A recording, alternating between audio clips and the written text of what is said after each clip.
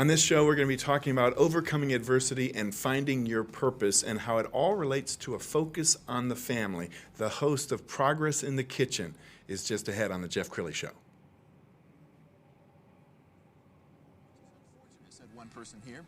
Until now, they've enjoyed the reputation of being the nation's icebox. Watched a burglar in his home this morning by webcam. As a journalist of over 25 years, stories are what make my world turn. Reporting live from the Dallas newsroom tonight, Jeff Crilley, Fox 4 News. But in 2008, I took the jump from my familiar life and started a PR firm from my home. We're talking about anyone with a camcorder like the one I'm using becomes a television network. We started slowly growing the company, and we now have over 100 clients, and we've branched into the world of live digital broadcasting. I now own 8 different TV studios and have a huge team, and the stories that I now get to share are sometimes the most important of my life.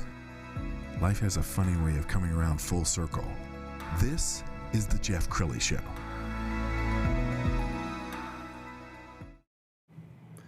I would say all of us are searching for meaning. Sometimes we get to the top of the little hill or mountain we're climbing, and then we look around and we say, is that all there is?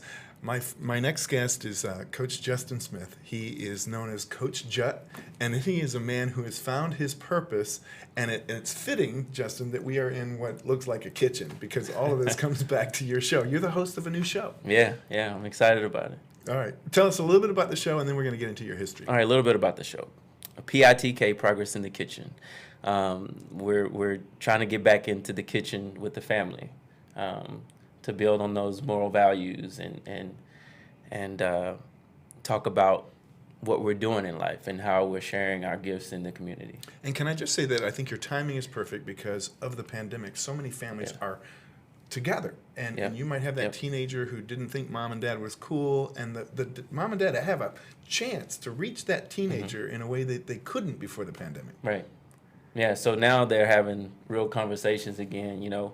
It's been a while since families really sat at the dinner table together, so yes, that's what I really want to bring back to the forefront. So that's cool. Well, tell us your history. Now, when you were being raised, did you have your family around the kitchen?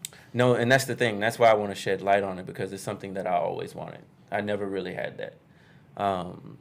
Losing my dad at a young age, he was shot and killed when I was like 7 years old. Wow, I'm sorry. And so that was hard for me to deal with when I really wanted to have a family and to be able to sit down at dinner time and share my day.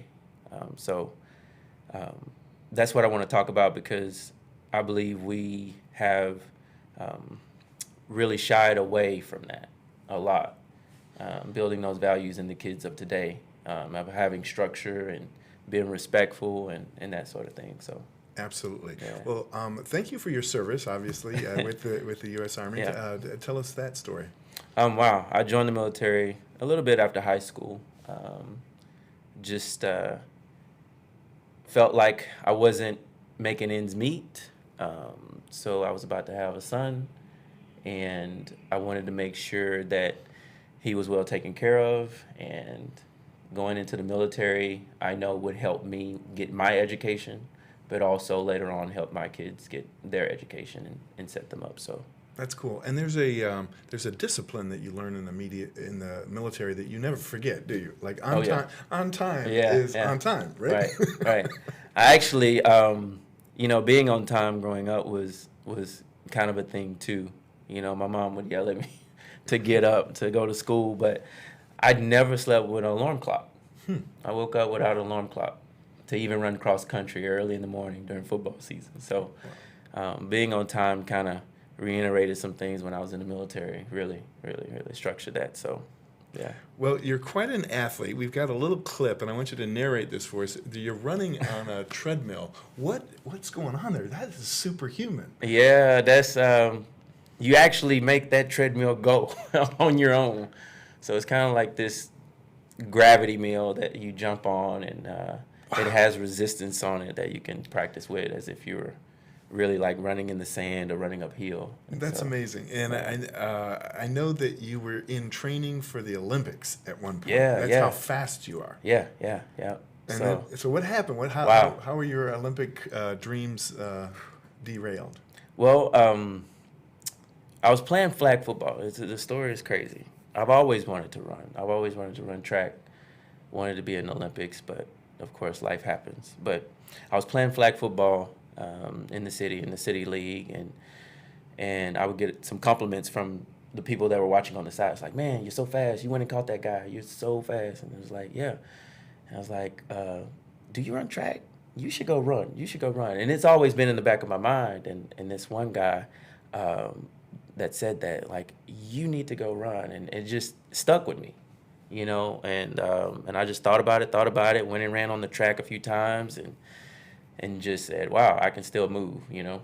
And so back in 2000, around 2014, you know, I started saying, hey, an Olympics coming up 2016, I may try it, you know. But I ended up having small intestinal obstruction.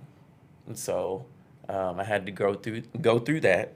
And that kind of derailed the whole dream. Right. Before that, I was running with a couple of my coaches, and I had times to compete. And so, but then I ended up having surgery, and I had a little window to try to get back into it. And this was like 2015. Now I only got like literally a year, really, to prepare for that summer where I can try to make the trials. And so I had the times then to go in and try to make the Olympic trials in Oregon. But I wasn't even supposed to practice or run within a year. You know, a lot of people don't come back from what I had. Usually people that are obese Yes. have small intestinal obstruction or some type of construction or obstruction in the abdomen. So, so that summer I was on bed rest for months, and up until November I was like, okay, I'm gonna start walking, going on walks on my son's birthday, which was November. And then my birthday is the next month. And I said, okay, on my birthday, I'm going to start jogging. And that's between the time of my birthday at the end of December and the first week of January, which is my daughter's birthday. Wow. And so I said, on my daughter's birthday, I'll start jogging. And I started jogging for a couple of months. Said if I feel good enough to run a 40-yard dash, a 40-meter run, fast as I can, then I'm going to train for the next race, which was for that summer. Oh, my goodness. And I wasn't even supposed to be running at all. And so I did. And I went to a master's meet just to see where I was, and I ended up winning a gold medal. Are you kidding me? Yeah. That's amazing. Yeah. So. Okay, Yeah. so let's talk about your personal training, because I know you love giving back, and we've got some pictures of you with some kids, and Yeah. Kind of narrate that for us. What are we Wow. looking at? Wow. This right here, it was, you know, I connected with the area over there in Frisco, and got invited to come out and do some camps in that area at the Star, you know, and you Very really cool. don't get access like that.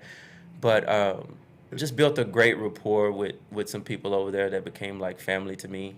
And my passion and love to train these kids and to share my knowledge with them is what that was. So we had like a mini camp. It was for free, where the kids got to come out. And, Was Jerry Jones passing by? Because you could be a walk-on.